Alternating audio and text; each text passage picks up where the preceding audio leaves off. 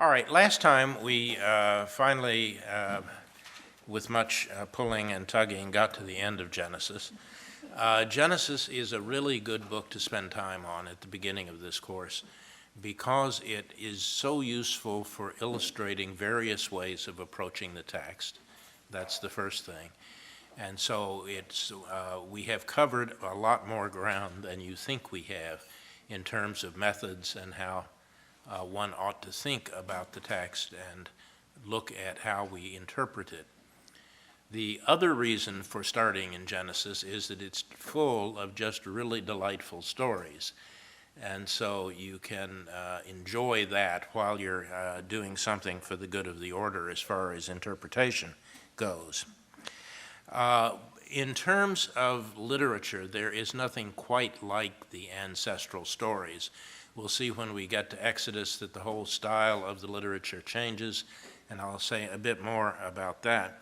But I do want to go sort of do a retrospective on Genesis theologically to see where we are theologically.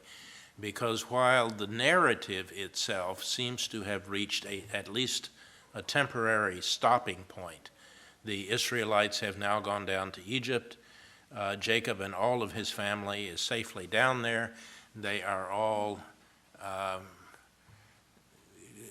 more or less integrated into the social life of ancient Egypt. They are getting along well.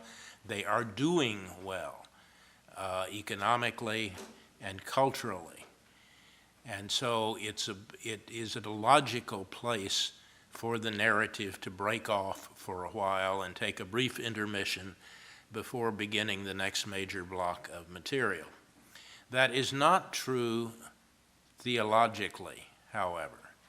Theologically, there are some major themes of Genesis which have not yet found a resolution in the material.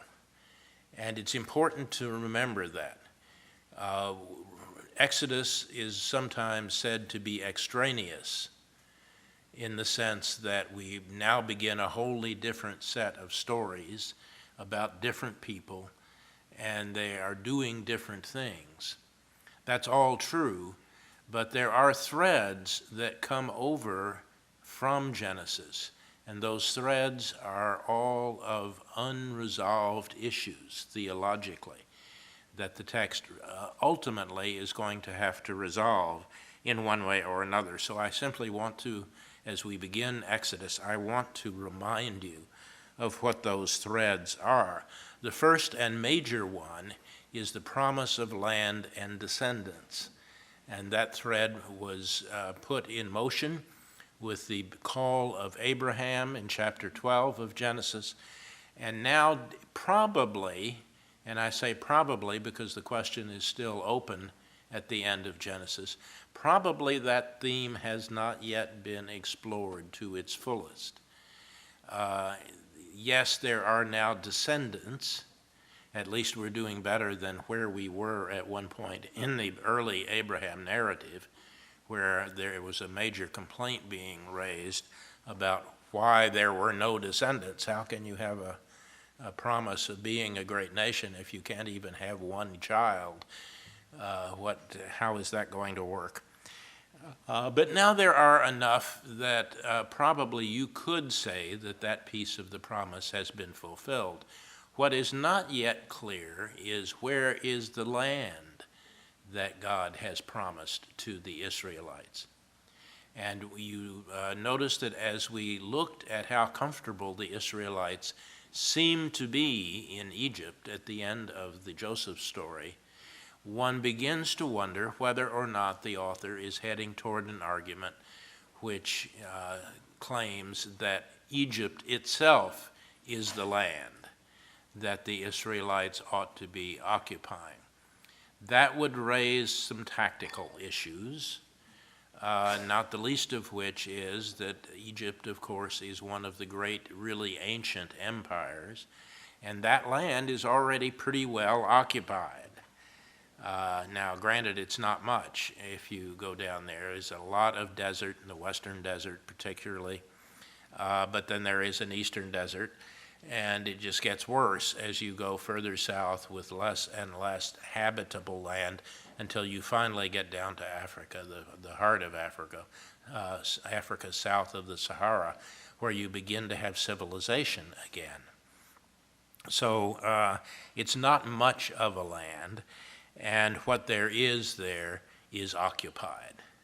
So if that's what God has in mind, then there's got to be some rethinking done about how the Israelites are going to live in this land. So at the end of Genesis, we really have not yet finished with this theme of the promise and its fulfillment. Theologically, that is still an open question in the narrative. The second thing that you have noticed is this theme of the passing on of the ancestral promise from one generation to the next. Even though a particular generation in Genesis does not see the fulfillment of the promise itself is nevertheless passed on very explicitly from generation to generation. And so we know that it is still out there waiting to be fulfilled.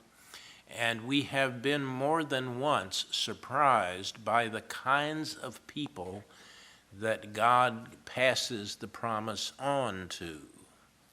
And this seems to be a major theme, the imperfection of the people to whom the promise is given. Notice that it is always the least likely, either in terms of character or in terms of birth order.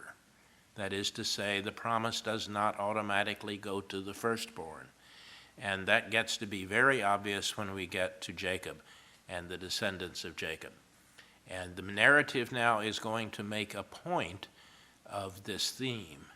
And it's going to extend all the way into the Deuteronomistic history and into the stories about the rise of monarchy in Israel. And so when we finally get to David, who is the greatest king of all Israel according to the Deuteronomistic historian, he is a youngest son. And that fits the pattern that we've already seen established in the ancestral stories. Whether that's a deliberate move on the part of the people who compiled the ancestral stories or not is something that we can't really know. But it does fit in well with that pattern that has already been established for us in Genesis, that the promise goes to the least likely recipient, and not always the one who is of high moral quality. You cannot earn the promise. It is freely given by the deity. And the deity gives it to whomever the deity pleases to give it to. And this is a major point that you may have sort of passed over in your effort to get to the end of Genesis, but you better not. It's a major theological theme. The third thing that we have to say about it is that the fractures in creation, which we saw particularly in the Yahwist narrative, the notion that things are in a kind of experimental state, and that the experiment does not always work out well the way that the deity intended it to be. And that is symbolized in the narrative, the Yahwist narrative, by the breakdown of communication between the deity and the people. The conversations are increasingly skewed, and we watch that happen quite clearly in the garden narrative, as questions are asked that don't have answers, or that have answers which are not appropriate to the question. And so the fracturing of creation is symbolized by the breakdown of narrative and speech. And so that seems to get resolved by the time we get to the Jacob narrative. There is now going to be a new kind of relationship, which is a sort of free interchange between people and the deity. And that's going to be the pattern which ought to exist, our narrator tells us, between the people, between Israel and its deity. So there is a restored dialogue theologically by the time we get to the end of Genesis. And finally, there is an unresolved question here, and I've already referred to it, about Israel's place among the nations.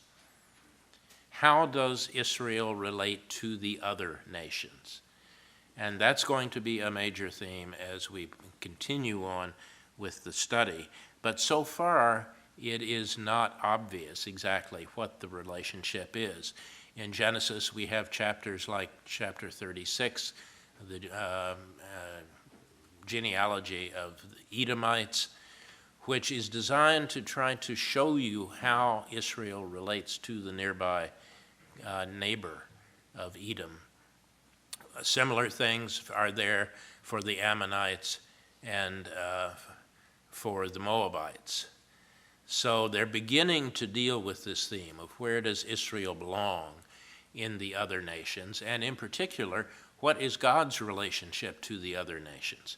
Does God have the same relationship to the other nations as God does to Israel? All of these issues are still to be addressed in our narrative, and that is an unresolved question by the time we get to the end of Genesis. Now, when we move over into Exodus, we get a very different kind of narrative. In Exodus, in Genesis, as the Yahwist tells the story at least, the direction of the narrative is more or less haphazard. Abraham is wandering around in response to God's call. Neither God nor Abraham seem to know exactly where Abraham is going. He moves from one place to another. The story lacks direction. And the same thing is true with the time we get to the Jacob story. The story lacks a kind of direction. Jacob is with Esau for a while, and then he goes over, for perfectly good narrative reasons, he goes over east of the Jordan and spends some time with Laban, and then he comes back again, and so on. So we lack direction. All of that changes completely when we get to Exodus.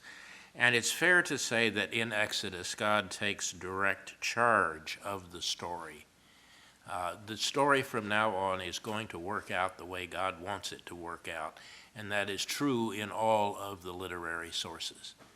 God is in total control of this story, and it is now God's story specifically. If you were confused about that in Genesis, you cannot be in Exodus. There is no longer the sense of drifting around aimlessly that we have in Genesis. Now, when we talk about Exodus as a book, we tend to think particularly of the Exodus as a kind of event. And this is a bit like New Testament, which used to talk a lot about the Jesus event, as if that were a single thing that was easy to understand. And if you've already done the New Testament course, you know that it isn't. It's a very complicated event, and there are lots and lots of pieces to it, and lots of things that you need to notice. The same thing is true about Exodus. The Exodus is not a single thing. It's a lot of different things. And in the discussion groups this past week, you looked at what is probably our oldest record of the Exodus, namely the narrative of the crossing of the sea in Exodus 15. This is an old poem, which most scholars think is probably our earliest reference to the Exodus. And you noticed how much that old poem contains. There are reflexes in there to all sorts of themes that make up the Exodus event. And that's why we used it, because we were looking at the whole business of tradition criticism. So we were looking at the question of just what themes are involved in the event of the Exodus. And there are an awful lot of them. Let me just remind you a kind of summary of the different themes which seem to have had, in many cases, their own life of development within the Israelite tradition, and you find them sometimes combined with other Exodus themes. Sometimes you simply find them on their own and combined in other ways with other kinds of literature and used later on in different ways. So one can pull those things apart and use them in the narrative, or one can put them all together and use them as they are in the first part of the book of Exodus. But just a survey of what themes you looked at, and which many of them were already referred to, at least obliquely, in that Exodus 15 passage. First of all, the oppression in Egypt, the sudden change of events that occurs when we move from Genesis into Exodus. Connected with that are problems about Moses. We have a whole flock of Moses traditions that we had not seen before that get introduced for us at the beginning of Exodus. Themes about how Moses relates to Israel, and problems being raised about general leadership and who has the right and the ability to lead God's covenant people. Those issues are all raised here for us. And then finally, the presence of the Egyptians and how Israel relates to the Egyptians. So this theme of the oppression raises a lot of sub-themes that get picked up later on in the tradition and get referred to in one way or another. The call of Moses itself and the choice of Moses, and we'll see that that has a whole integrity in its own right, and the narrative spends a good bit of time talking about the call of Moses, as they will later on. The nearest analogy to it is probably the prophetic call stories later on, and it's no accident that Deuteronomy, in particular, we will see when we get to Deuteronomy, sees Moses as a prophet, in addition to all of the other roles that he inhabits. So the call story is quite deliberate and important at the beginning of the Moses story. So the call of Moses plays a role in this. There's a whole cycle of stories on another major theme, the plagues on Pharaoh and the hardening of Pharaoh's heart. Both of these themes will come up later on. They appear in Psalms, for example. Psalms 105 and 106 both refer explicitly to the plagues. And we get just a whole memory collection of things that are associated with what God did to Pharaoh as a run-up to letting the people go out of Egypt. So this whole business about the plagues is a tradition in its own right, which has its own later development. There are rituals in this narrative, complete with the liturgical celebration of the Passover and the institution of the Passover as an important ritual for the Israelites. We get that at the very end of the story, the killing of the firstborn, the slaying of the Passover animal, the use of blood on the doorpost. All of this seems to go along with the institution of the institution of the Passover as a celebration of that night when Pharaoh finally allowed to let the people go out of Egypt. And to this day, that is celebrated as the great event of liberation in the Jewish community. It is the time when all of the people are said to have come out of Egypt. So everyone who celebrates, you've seen this if you've ever done a Passover, in the Passover Seder, the directions for the ritual of Passover, we are enjoined to remember that it was not just the ancient Israelites that the Holy One brought out of Egypt, but also us, the living, who are here today. And this is very Deuteronomic. This sounds very much like the way that Deuteronomy will view what happened in Egypt and what happened at Sinai. There is this sense of each generation repeating the event. This is a liturgical celebration, which has its grounding in this important narrative. You can begin to see how much stuff in later tradition gets rooted in these first 15 chapters of Exodus. So it's not surprising that it takes the shape that it does. There's also the theme of the crossing of the sea, and you've already looked at that. We won't go any more into that immediately. And beyond that, there is the theme of the wandering in the wilderness, what the people do between the visit to the sea and the visit to Sinai. There are just a few chapters there before the giving of the law at Sinai, but the people are in the wilderness, and it will be the wilderness that characterizes the time when they are not at Sinai and they are not in Egypt, but have not yet entered the land. This is an important memory of their own history, that they wandered in the wilderness and God took care of them in the wilderness in spite of their best efforts to undermine what God had in mind. We'll look more at that a bit later on, so I'm not going to deal with that theme today. And finally, the revelation at Sinai itself. I'm not going to deal with that today or tomorrow or Wednesday either. We'll look at that after the break, and we'll look at the Sinai material and talk a bit about law and its importance after the break. But it is a part of this Exodus tradition. It's an integral part of it. And it is followed, and you notice this already, chapter 15 in Exodus anticipates the entry into the land. And you have the reactions of the neighbors as they move through the wilderness and eventually into the land. This anticipates what we get in the narrative only in Joshua. So the view of Exodus that chapter 15 has, that you've already looked at, carries you all the way through what we will know as the wandering in the wilderness, and then the conquest, and finally the entry into the land.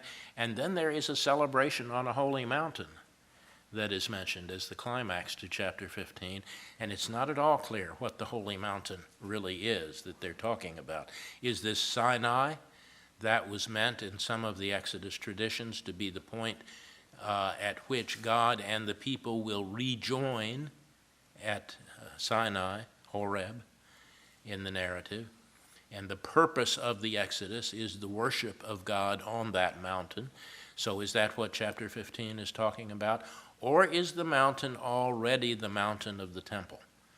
That is Jerusalem. If so, then this goes all the way into the Davidic period in its time scope in chapter 15. It's ambiguous in the way the poem now expresses it. But it's important to note that the liturgical celebration of Exodus takes place in a sacred site where the people are going to gather after they have successfully crossed the sea. So a lot of this is involved in what the Exodus is about and what the Exodus means. Now, I'm not going to talk about anything after the crossing of the sea, but I do need to say some things about the pieces of this tradition, the Exodus traditions, before we get to that. They are numerous and they are complex, but they don't cover a great deal of ground in terms of space when you begin looking at the book of Exodus. The biggest problem that we have today in trying to study the Exodus, think about the Exodus, and most particularly to communicate to people about the Exodus. If you're ever teaching a session in a church or a synagogue about the Exodus, or if you ever want to preach on the Exodus and start throwing around the term as if you understood what it meant, the biggest problem in communicating what you want to say is going to be Cecil B. DeMille. That movie, The Ten Commandments, most of which is not at all based on the biblical text. And if you wonder, if you've seen the movie recently, and it's very hard to avoid, they revive it on Easter Passover weekend. Every year you will find it on network television somewhere, sometimes 2 or 3 times on different channels, because they figure that on a weekend when lots of people are out and thinking religiously about various things, this is a safe thing to put on television. So we get the Ten Commandments. But what you need to know immediately is that the biblical picture of what's going on and the picture in the movie are very different. And so if you want to talk to people about this, if you want to communicate with them, you have to overcome their preconceptions about what went on that are based solidly on that movie. Very rarely does a movie have that kind of impact on the way people understand the Bible. So let's go back and look a bit at the beginning of the story in chapter 1. The story of the setting of the Exodus is very quickly told in the first chapters of the book. Most of this, in terms of literary sources, is the Yahwist again, but mixed in with the Exodus, or with the Elohist, and with occasional help from the priestly writer, and also maybe the Deuteronomist even weighs in on some of this material. We won't get into all of that. It really is unimportant. All of the literary sources talk about the Exodus and see it as a major event, which is precisely why all of the major sources are so tightly wound up together in this section. Most scholars, most scholarly presentations of this material are pretty much in agreement about how the literary sources ought to be divided in this section. So for most of the things you do, just follow the story. It's not really terribly important to look at what the individual sources say about it. Once in a while there will be a point that one of the sources emphasizes that the others do not, and you need to be aware of those differences. It's not that everybody agreed about what happened at the Exodus, but for the most part it is not important. The big exception to that is the way in which the plagues work, which the priestly writer and the Elohist and the Yahwist have slightly different ideas about. And probably on Wednesday I'll get around to explaining the differences to you. It's very easy to figure out who's doing what, and it's not too difficult. But for the basic narrative that leads up to this, the narrative is fairly straightforward, and you can follow it without much difficulty. The people of Israel who went down into Egypt with Joseph and his brothers have now multiplied, so that part of the promise has been fulfilled. The sudden Hebrew population explosion worries the Pharaoh, who suggests to the people that if the Hebrews grow to be too numerous, they could become a threat to the internal security of Egypt in case of war. As has often been the case in more modern times, this observation becomes the rationale for oppressing the aliens. Does this sound familiar? It should. This observation becomes the rationale for oppressing the aliens, although the text is not clear on just how this oppression will lead to a decrease in the number of Hebrews. That is, increasing their workload is not an obvious solution to multiplying the population. Maybe Pharaoh wanted to work them to death or leave them too tired at night to reproduce. More likely, it is just an excuse to persecute them. In any case, the Pharaoh's tactics don't work, and the people continue to expand. Pharaoh therefore orders the killing of all of the firstborn Hebrew males as soon as they are born. Again, this doesn't make much sense as a practical solution. It is clearly a long-term solution, and killing only sons won't cut down on the number of births for at least a generation. More likely, this is simply a narrative device to introduce the story of Moses' birth in chapter 2. I should, at this point, though, highlight for you, and I invite you just to read it. It's a very brief narrative. The role that the women play in this. We have the two midwives, most particularly, who tell the Pharaoh that the solution that he has come up with is not practical, that it can't be done, and they give the reasons why. It's very interesting here. Usually minor characters are not given names in the text, but here we have preserved in the tradition the two names of the midwives whose resistance to the empire and to Pharaoh were crucial in getting past this particular kind of oppression. Later on, the story will highlight the role of Moses' sister and his mother, both of whom will finally play crucial roles in the way in which Moses himself is kept from being a full-blooded Egyptian. He is not going to be nursed by an Egyptian. So the narrative is very subtle here and very interesting in the way that it portrays its characters. You should not pass over them too quickly. They just fleetingly enter the narrative and disappear, but they are crucially important. The story of Moses' birth in chapter 2 follows a folkloric pattern of miraculous births and is similar to the birth narrative of Sargon of Akkad, Sargon the Great, second millennium king in Mesopotamia, who it says of himself in the so-called Sargon birth legend the following: "My mother was the high priestess, she conceived me, in secret she bore me, she set me in a basket of rushes, with bitumen she sealed my lid, she cast me into the river, which rose not over me. The river bore me up and carried me to Aki, the drawer of water. Aki, the drawer of water, lifted me out when he dipped in his dipper.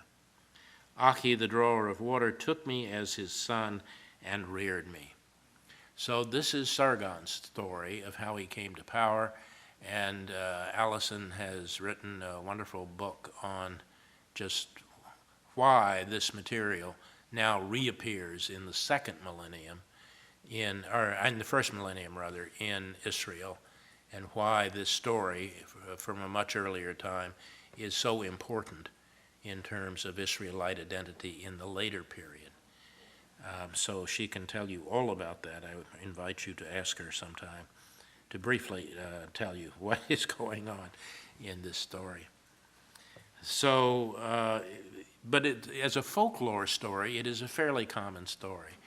If you read Grimm's fairy tales, for example, you will see a number of stories like this. The most famous one is the Hansel and Gretel story, which is basically what the folklorists call an exposure story. And it's usually tied into a famous person, someone who is heir to a throne or whatever, who for political reasons is exposed or sent out into the woods or into the forest to die. And the person does not die because they are miraculously saved by someone. Sometimes the story involves a wolf who is a friendly wolf and who finds the child instead of eating the child, which is what you would expect the wolf to do.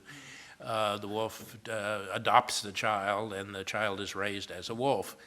And eventually people begin to notice that it can't do the same things that wolves do, and it eventually will be recognized as the long-lost prince, and the long-lost prince will then return and take the kingdom. The Hansel and Gretel story, of course, involves starvation, where there is not enough food to feed the entire family. Hansel and Gretel are turned loose in the forest to fend for themselves and find their own food. At least in the original version of the story, we've laundered it a good bit in the way that we now treat it, as was the case of a number of the Grimm's stories, which are aptly named Grimm. Eventually everything comes out all right. They are saved, they are returned to their life, they are welcomed back into a family. There is suddenly lots of food, and everything turns out all right.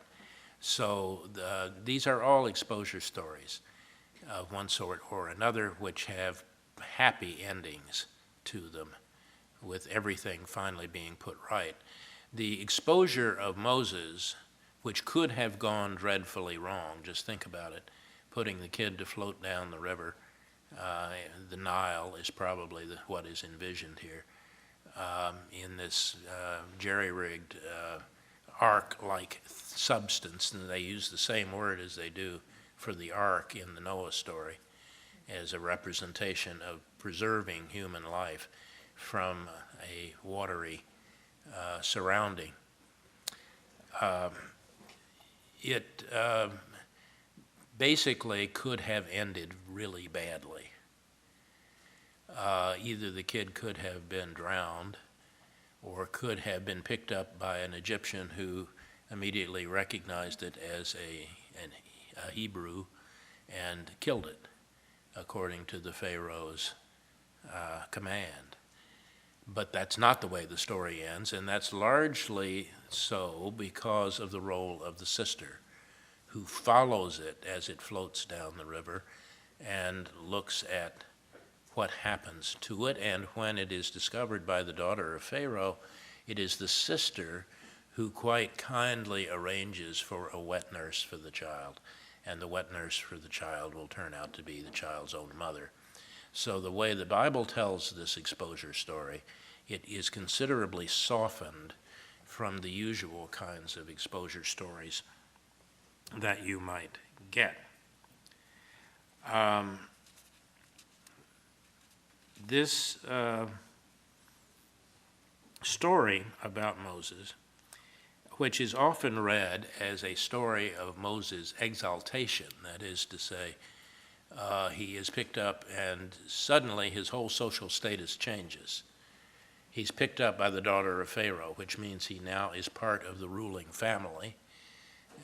She would take him into the royal harem and raise him along with the other Egyptian princes in the royal family. So Cecil B. DeMille and company all take this as an exaltation of Moses. He suddenly raises his social status enormously by virtue of being picked up. The story really is not at all a story about the exaltation of Pharaoh, which is the way a typical exposure story would go. The prince eventually comes back and takes his rightful kingdom away from the evil brother who is not the king but wants to be, and so on. You get this a lot in medieval stories that work this way. This rather is a story about Moses' decline, social decline. And all you have to do is read the way that the story is told. The birth story is followed immediately by the story of Moses' confrontation with the Egyptian. This is a crucial event in the overall story because it will ultimately provide the motive for Moses' flight to Midian and subsequent encounter with Yahweh. I mean, what would have happened if Moses had just stayed in the royal court and lived his life as a prince of Egypt? Nothing would have happened in the way of an exodus. So there are important things in the plot that are still to come, which are going to be motivated by the idea of Moses' decline socially in the story. A lot still lies ahead. So far, the narrative has only told us about the circumstances surrounding Moses' birth and skips over his growing up entirely. This, of course, contrasts with Cecil B., who spends the entire first part of the movie. I don't know whether you probably never saw it in the theater, but there was a big intermission break between the two long halves of the movie. And the first half of the movie has to do with Moses growing up in the royal court. Not a word about it in our narrative. That is not important in the narrative. The importance of Moses for the narrative is what happens after he is already an adult and he's already grown up. And they tell us this one important story about his growing up. Moses sees an Egyptian beating a Hebrew, and Moses becomes so angry that he kills the Egyptian. The story is widely interpreted as an indication of the growing sensitivity of Moses to the plight of his people. Moses, the wealthy, pampered Hebrew, raised as an Egyptian, suddenly rediscovers his identity with his own oppressed people, and in righteous indignation kills one of the oppressors, a harbinger of things to come when Moses will bring deliverance to all of his oppressed people. Because of this courageous act, Moses himself is forced into exile and takes his place among the oppressed. A nice homily, but it's not what the text says about what happens here. It's important to read the text. In fact, this common reading of the story is not easily found in the text. The text is much more subtle than this. Notice the way it's described. Moses sees the Egyptian beating the Hebrew, but before he does anything about it, he takes precautions to keep his act secret. He looks around to be sure no one is watching. He kills the Egyptian and hides the body. He may identify with the oppressed Hebrews, but he does not want to identify with them openly. This is no march on the Pharaoh's palace. This is not a public demonstration that he now engages in. This is a secret rebellion. This is not picketing a store selling non-union food. This is a private rebellion that Moses has now engaged in. He is afraid, and the reasons are obvious. Moses has no authority. He is not the Egyptian prince of popular legend. If he had been, he could have killed the Egyptian with impunity. Rather, he acts in secret because he fears Egyptian reprisals. He is not ready to identify publicly with his people. Nevertheless, he allows his concern for his people to come out into the open the next day. He sees two Hebrews fighting and reprimands the instigator of the fight, the one who is guilty of starting it. To his surprise, the man turns on Moses and, possibly to avoid a moralizing lecture, indirectly threatens Moses. Who made you a prince and a judge over us? Do you mean to kill me as you killed the Egyptian? Moses' secret is out, and he is afraid. He has been rejected by his own people, is in danger of being killed by Pharaoh, and he therefore flees and comes to Midian, where he settles down to keep sheep. There is no indication that he is setting up a Hebrew Liberation Committee in exile. Rather, the narrative suggests that he forgets all about the oppressed people and settles down to a quiet life of a shepherd. The chapter ends, however, with a brief addition from the priestly writer. Moses may have forgotten all about the people, but Yahweh has remembered because of the covenant with the ancestors, and now will do something to liberate them.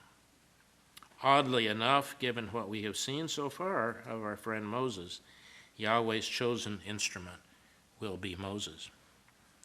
This leads us to the call of Moses in chapter 3.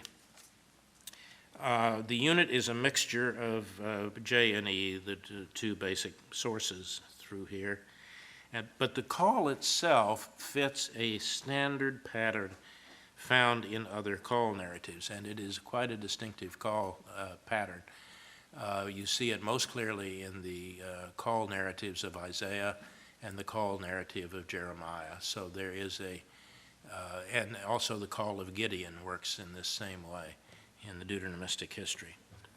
So the basic parts of it are the following. It begins with a divine confrontation of the one who is to be called. There is an introductory word from the deity, and you see that here in verses 4 through 9 of chapter 3. There is then a commission in verse 10 of chapter 3. Come, I will send you to Pharaoh, that you may bring forth my people, the people of Israel, out of Egypt. This is followed, and this is characteristic of these calls, this is always followed by an objection. The person being called does not want to do this. This section of the pattern is wildly exaggerated in this story. There are 3 different objections that Moses will give, and God will not accept any of them. It begins in verse 11. Moses said to God, "Who am I that I should go to Pharaoh and bring the people of Israel out of Egypt?" God said, "I will be with you." This is God's answer to the objection. So this is the reassurance, and the reassurance always follows a divine an objection to the divine call. And this is then followed by a sign that is given that God is really going to be with them. You will, when you bring the people out of Egypt, you shall serve God upon this mountain. Moses is not through, however. We move over to a second objection in verse 13. Moses said to God, "If I come to the people of Israel and say to them, 'The God of your ancestors sent me to you,' and they said, 'Well, what is his name?' What shall I tell them?" Now, this is a sort of funny objection. If the people don't know the name of the deity, how are they going to know if Moses gives them the right information? How is this going to serve as an authentication? In our narrative, however, this mostly is an excuse for a very important theme that we've already looked at, namely the revelation of the divine name. Remember that the Yahwist thinks the divine name was known, the divine name Yahweh, the 4-letter name, was known from the very beginning of creation and used by people. Both the priestly writer and the Elohist, who used the generic term Elohim, God, for the deity, until this point, think that the name was revealed to Moses at Sinai. And that's what we are now about to enter into, the story of the name and how it influences the people. What shall I say to them? And God says to Moses, "I am who I am." And if you look at your notes, if you're reading a translation here, you will note that there are lots and lots of translations of what it is that God says to Moses when Moses asks for God's name. There are 4 or 5 or 6 of them, and none of them make any sense whatsoever. You could say that this is all an elaborate plan on God's part to appear to be giving a name that is suggestive but not real, and that the divine name still is cloaked in mystery. But we'll return to that point on Wednesday when we go through the details of just what it is that God says to Moses at this point.